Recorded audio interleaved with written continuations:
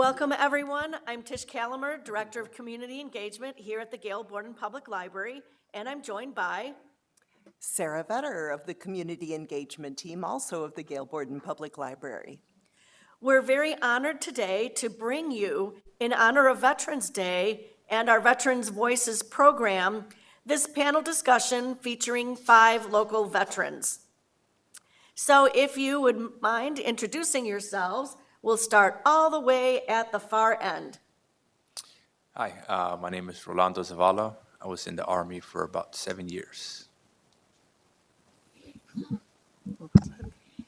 Hi, my name's Anneliese Hohmeier. I was also in the Army for 3 years. John Quinn, I was in the Navy for 4 years. Steve Knight, I was also in the Navy for 8 years, 71 through 79. Thank you. Thank you very much. And our first question for the panel tonight is, how did military service change your life? So let's mix it up and start with Steve Knight this time. How did military service change your life? Oh, man. It's hard to describe. I don't know. You get a feeling of community pride. You're doing something for your country. You're giving back. But as far as changing my life, I think the biggest thing was it taught me discipline. It taught me a value of a job well done.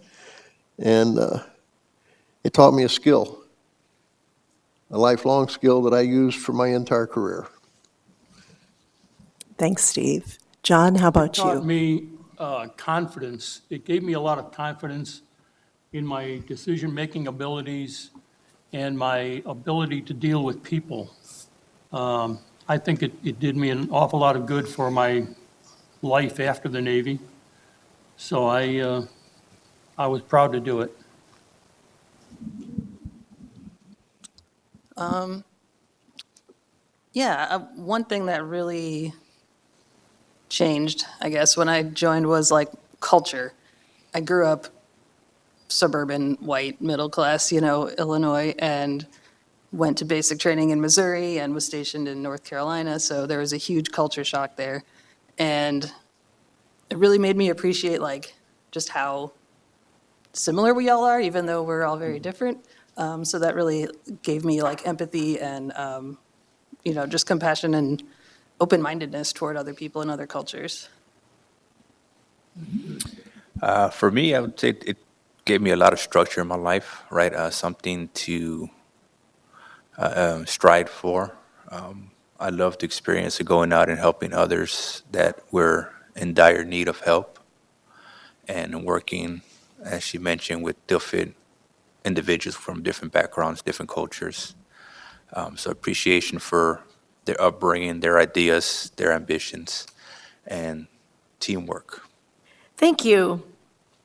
So looking back at your military experience, what advice would you give a young person based on those experiences in the military? Let's start with Steve again. I knew you were going to do that to me. Based on my experiences, what would I give a young child as advice?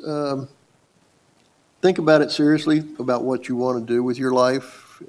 Think about the family requirements of being in the military, which are you're away more than you're home. That will play a big role in it. How can you best serve the country and yourself?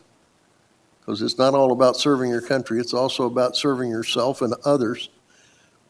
So what are you going to get in return for your service to the United States government? I guess that's a good way to put it. That's good. Hopefully you use it for an education. Yes. I think I would tell somebody to try to be aware of what they want to do in life. And the reason I'm saying that is the military offers an awful lot of good, solid training and good background in a civilian environment. It's all military, it's geared toward the military, but you can still do an awful lot with that experience and with that training. An example is, I could have been a radioman. Radioman, I would have had a little bit more of a opportunity on the outside. However, I like to play with guns, so I went to Gunner's Mate A school.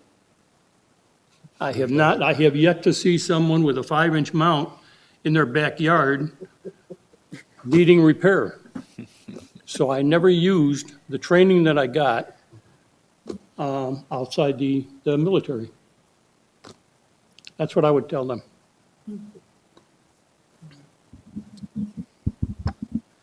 I think I would have to say embrace change. No matter how things are right now, whether they're good or bad, they're gonna change. So that's one thing I heard in the Army was there's no constant but change. So if you're in a great situation now, awesome, appreciate it, because it won't always be there. And if things get bad, just know that you can work to change them. And, eventually they will be different whether you try it or not. But that was one thing that I've really kind of thought about a lot, is just things change, whether you want them to or not. So go with the flow and you'll be all right. I would say, along with embrace change, I would let the people know to embrace being uncomfortable, because you're going to be put into a lot of uncomfortable, stressful situations. So learn to be uncomfortable and step out of your comfort zones, right? Think outside the box. Along with what John was saying, really analyze what you want to get out of the military, whether it's the training, a job prospect after the military. Spend time speaking with veterans that have gone in, so that you can get a better understanding what a day-to-day life is, what it entails. And if you are fortunate enough to join, take advantage of the educational benefits that come with it, so that you can make use of that either during your time in service or afterwards. Thank you all for sharing those experiences with us. We appreciate it. Guess what, Steve? You're up again. Next question we have for you all is, what does service mean to you? What does service mean to you? Starting on my end, I guess? Okay. Service to me, I would say putting others' needs and benefits before your own, right? It's too easy to be selfish and think about yourself, but being in the service teaches you to think about the greater vision, about the population that you're working with, about the people you're working with. So how can you best be part of that team to come to a solution for whatever the situation may need? Yeah, just in general, serving means like giving your time and your energy and your skills to a cause or to a purpose. And we do that every day with the causes we support, or the people we support, or the work that we do. So yeah, just any kind of service, whether it's military, whether it's a community group, whether it's a religious organization, whether it's just to your family, whatever that is, people need that to be fulfilled. So if you can find something to serve and do it well, then you'll have a lot of pride in your life. A lot of satisfaction. I'm sorry, were you done? Yes. A lot of satisfaction and a lot of commitment. And the ability to work with others, I guess, is what I got from the service, what I look at from the service.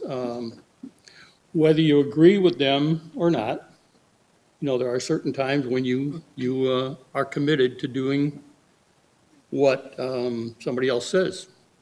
And that's what I learned from the service.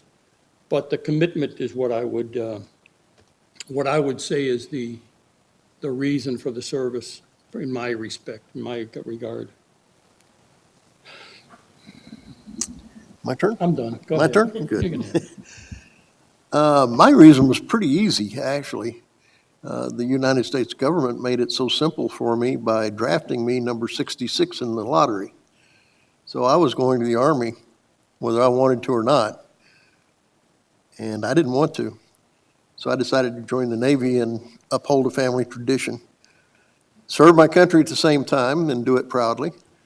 And like the rest of them said up here, learn to work with others. Try not to formulate an opinion that will create conflict, and try to work through it. Absolutely. I met a lot of people that were totally different than I am, but enjoyed spending time with each and every one of them and learning all about them. And I think that was one of the most important things that I got out of the Navy. That and the travel. And I'll talk about that later. Sounds good. All right. We're going to go off the list for a minute so we can share a few personal stories. And Rolando, we're going to go back to you. I'd like to hear about your dog, Blue. Talk about him, when you got him, and how he helps you in your day-to-day life. So Blue has been with me for about 5 years now. His birthday will be tomorrow. He is what I refer to as neurological service dog. He helps with my post-traumatic stress and traumatic brain injury symptoms. So he spends his time regulating me and reorientating myself to the present and him so that I can better control my emotions. And we spend our time advocating and educating state officials, schools, establishments on ADA federal guidelines, regulations. So we do a lot of advocacy work, me and him, throughout the city, teaching other vets and their families on what it entails to have a service dog, where they can connect to get a service dog, and how to advocate for themselves and their service dog, because you will run into a lot of people that are uninformed or misinformed, and it's best to step back and learn to advocate for yourself and your animal so that you can help the next person that's coming behind you. That's wonderful. We're always struck by the fact that our veterans, they never stop serving, and this is a great example of that. Now I'd like to turn to traveling. Steve alluded to that just now. Where did your military career take you? Did you have a favorite spot that you served? Or did you have a favorite duty that you enjoyed or that was interesting or led to your future career? So what was maybe the most interesting place or thing that you got to see or do? And let's start actually with John. All right. I expected to travel a lot more than I did. I went in 1964, and they asked me where I wanted to go to boot camp. And now Great Lakes is right across the road here. And I said, no, I don't want any part of Great Lakes. I want to get as far from Chicago as possible and quickly as possible. So I chose San Diego. I got on a plane, flew to San Diego. After boot camp, they sent me back to Great Lakes, to school. So I ended up back here and did that. And from that point on, I never came back. I went to Long Beach, put the ship in commission, left to San Diego in 1965, did Hawaii, stopped in Guam, stopped in Midway, and made it over to Yokosuka, Japan. Not too long in Yokosuka, that was our home port. We stayed there in Yokosuka, and then we went straight to Da Nang. From there, stayed in Da Nang for, in and out of Da Nang. And we were part of the fleet out there, back to Yokosuka, back to Subic Bay in the Philippines, took on ammunition. We did go to Taiwan. We stopped in Hong Kong before it turned Chinese. This was in 1964, so they went Chinese in 1999. But at that time, it was a British Crown colony, and you could get as close to communist China as you wanted to, or as you dared to, by going to the Kowloon side and get as close as you want. They were not happy with you when you did that, but you could stretch it. And that's about it. Stayed in Da Nang until 1968, in and around Da Nang, and then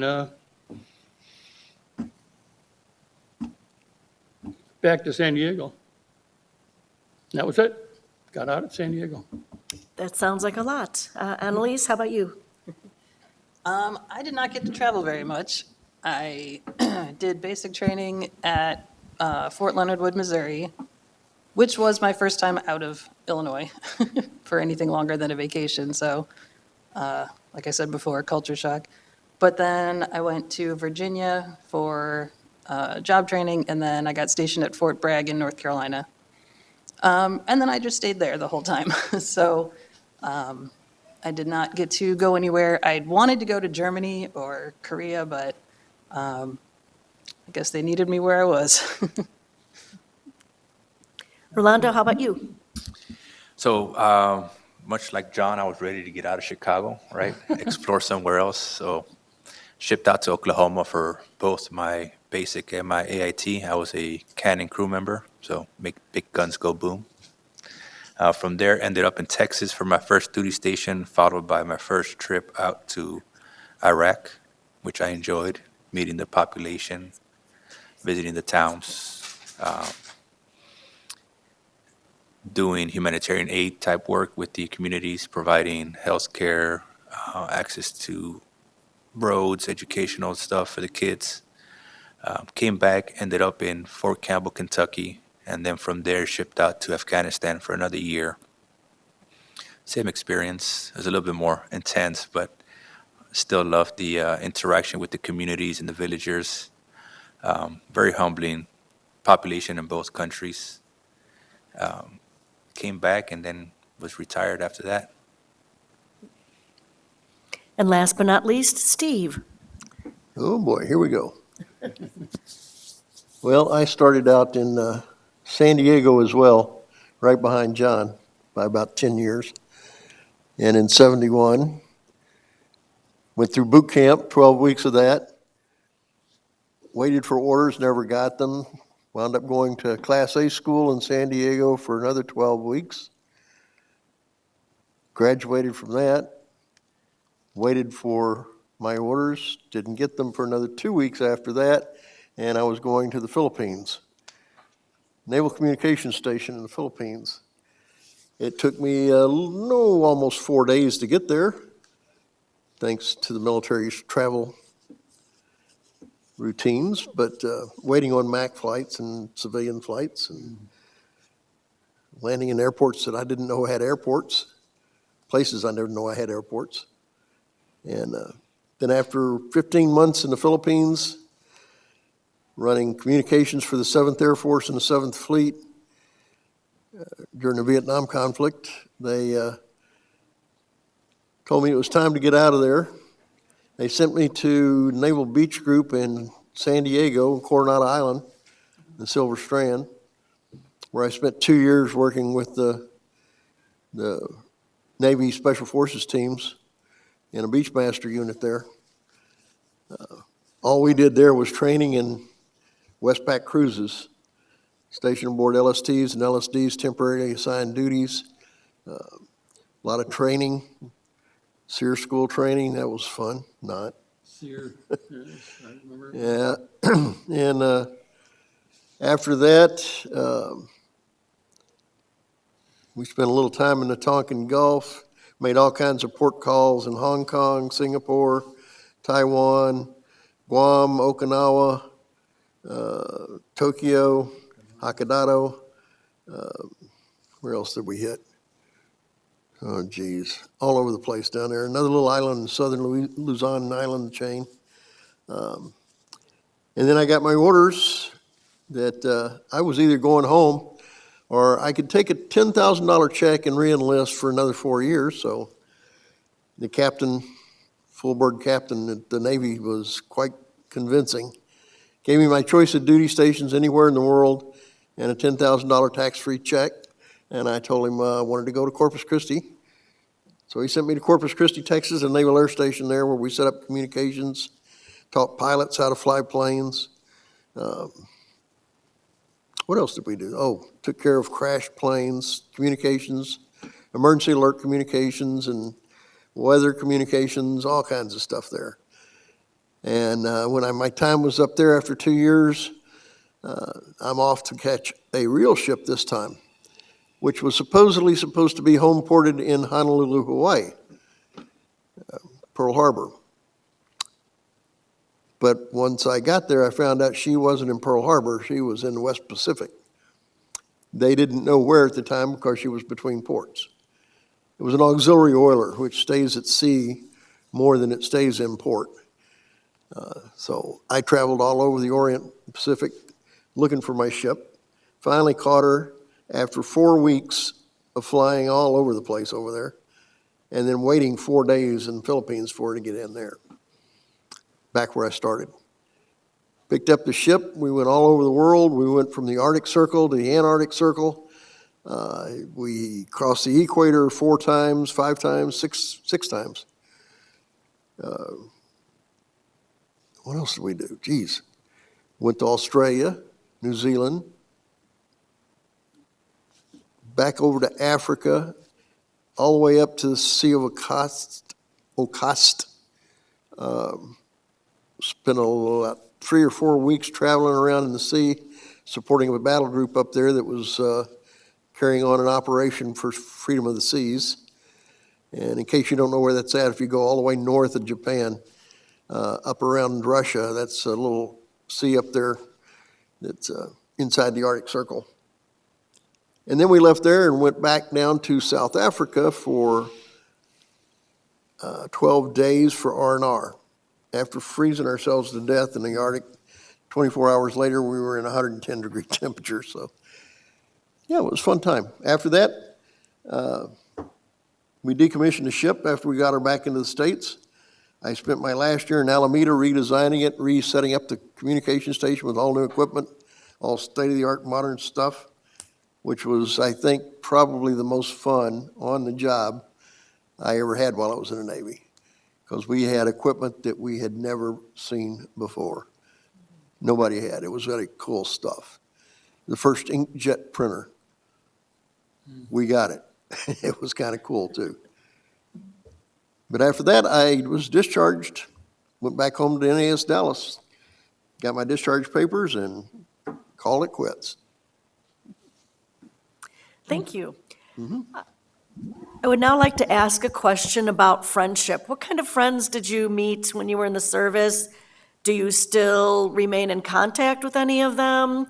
What was it like, your friendships when you were in the service? And let's start with Anneliese. The friendships that you make in training are very intense but brief, since then you leave training and get separated from everybody. So I don't actually keep up with anyone that I knew. I think I might have one Facebook friend left, but I don't actually keep up with anyone. But I don't make friends easily anyway, so that's not surprising. How about you, Rolando? I would say it's interesting the people that you end up making friends with. Again, different backgrounds, different cultures. Made a handful of friends that I still stay in touch with. We visit each other when we can. Other than that, we check up on each other a couple times a year. We've gotten to know each other's families since we separated. So it's been awesome to still have them part of our lives after all this time. Okay, and John? What I about your think friends? intense is a good word for it. I had friends that, they were very, very, very close to me, and we did just about everything we could, both on ship and off ship and anywhere else we were. But I have not kept track of them. We all separated different times, different places. I have not kept track with any of them, regrettably. How about you, Steve? Oh, I made tons of friends, but they were all short-lived, short-term friends. I got to know a lot of people, tons of people that I was stationed with, tons of guys that were really good guys too. Most of them I did not keep in touch with after we left the duty station. And with the exception of a couple, one guy on board ship, on one of my temporarily assigned ships. We got to be pretty close. His name was Bud McGarry. He's gone now, but he was one of the meanest little UDT divers I'd ever met in my life. Real nice guy too. And I think he's the one that I kept in touch with the most. Outside of that, I saw one other guy on board ship that I was in a radio shack with. I saw him once in Arkansas on a business trip. And I don't remember his name, and he didn't remember mine. We just knew we served together, and that was it. Well, let's have some fun now. Do you have any stories or anecdotes that you'd like to share? John, let's start with you. Stories? Stories, amusing stories, or just fun, interesting things you remember. Oh, my gosh. When we first got to Vietnam, we were firing rockets off the bow of the ship. We had 8 rocket launchers, and I was in charge of these 8 rocket launchers. Now, these rockets were made during the Korean War. They were built during the Korean War. The ship was built during the Korean War. So these were old rockets, old ammunition. And the rocket stood about 3 feet high. It was 5-inch in diameter. It weighed about 50 pounds, thereabouts. And the center of the inside of the rocket was the powder that would fire the rocket off. So the powder would break. It would split in the center. So the rocket would fire until it hit that break. So it would come up out of the launcher, and then it would stop. And it would just hang there. And nobody knew if it was going to go off again or not. So I was the gunner's mate. I was in charge of the launchers. So whose job is it to go out on the main deck, pull this rocket off out of the launcher, and throw it over the side? So I did that. One of the requirements when we first got there was I had to wear an asbestos suit. This is a Navy regulation, right? I had to wear an asbestos suit. I'm walking around the main deck, and we're probably as far from the beach as that wall back there. And I'm walking around on the main deck in this bright silver suit. To this day, I believe the only reason I never got shot was they were laughing too hard at this fool walking around the main deck in this suit. After 2 times of that, I went down below. I told them, do what you want. I'm not going to wear the suit. I'm going out there. I'll do what I need to do, but I'm not going to wear the suit. It was a target. And I just said, no, not going to do it. And I didn't. But I kept going out and getting the rockets, but Not in the suit. not in the suit. Not in a suit, Not like the yeah. suit. Not in the suit, huh? That's- Suit wouldn't have helped much anyway. It wouldn't, it wasn't going to do anything.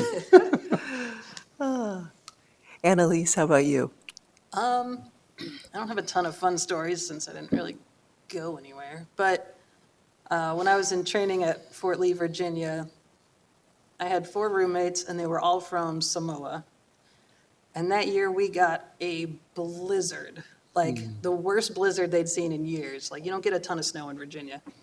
So they'd never seen snow before. And, like, it was so much fun to just go outside with these 4 girls and just show them how to make snow angels and build a snowman and, like, just have all the winter fun that they've never had before. And I don't know, that was a really fun experience. And then that night, someone pulled the fire alarm, so we were all outside in the blizzard in In the underwear snow. and sweatpants, so, That's In cool. the freezing cold. yeah, that was less Yeah. fun, but, yeah, I don't know, that was one fun thing. Rolando, how about you? I think fun stories is all the equipment I was able to use and take rides in, right? From tanks to artillery pieces to helicopters to large jets. It's amazing to be able to get those experiences and be able to hold on to those as you progress in life, right? Now you see them in movies or you see them in museums, you're like, I know exactly how that works, or I know exactly how that looks on the inside or how it looks in the air. So to me, it was experience of having access to these pieces of equipment that I would not get a chance to touch again. I do miss my Humvee. Yeah, yeah. And Steve, how about you? Any amusing stories to share? Outside of one that kind of matches John's over here, we were up in the Sea of Ocas in an auxiliary oiler. We were playing little war games. The task force that we were with was playing little war games with the Russians up there. Letting them know that, hey, they didn't scare us, and we had every right to be within their waters, which weren't their waters. We were outside the legal limit there. But we would have Bear aircraft fly over on an average of about once every 3 hours. And they were being very aggressive and quite low. One of them almost took off the top of the mast on the forecastle forward part of the ship. And he was kind of low. I've got pictures of him flying over too. And then we had some destroyers that were up the side, and they were always pulling alongside of us real close and showing off their guns and moving their turrets and all this stuff. And a couple of bosun mates decided to go downstairs. They hit up the guys downstairs in manufacturing for some metal tubes that were lightweight, some DC plugs. It's just looks like a snow cone cup made out of wood, just a funnel. And they stuck those on the head of the pipe, painted them all silver, put some fins on the tails. They built a launcher and stuck it up front, in front of the 3-inch 50s we had. Thought, okay, now we're going to scare them, think we've got guided missiles on this ship. Yeah, and that's not the thing you really want these guys to do when you're sitting on 50 million gallons of jet fuel. So that was kind of funny. Those guys didn't last long. They were gone next port call. I remember we did just similar to that. Mm-hmm. I was on boat support unit out of Da Nang, and we would run up and down the coast in a swift boat. And there were destroyers that came from the East Coast, and they came from the Atlantic, and they were going to war, and they were going to go to Vietnam, and they were all gung-ho. So the whole crew, they're at general quarters, and we would run on them at night. And we would just darken the boat and run on them. Never dawned on me. As we're doing this, we're fooling around with them. And these guys are going crazy on the ship. Never dawned on me. They're pointing 5-inch mounts at us. And I'm thinking, they don't know us. Stop. That's enough. That's enough. It's time to back off. Yep.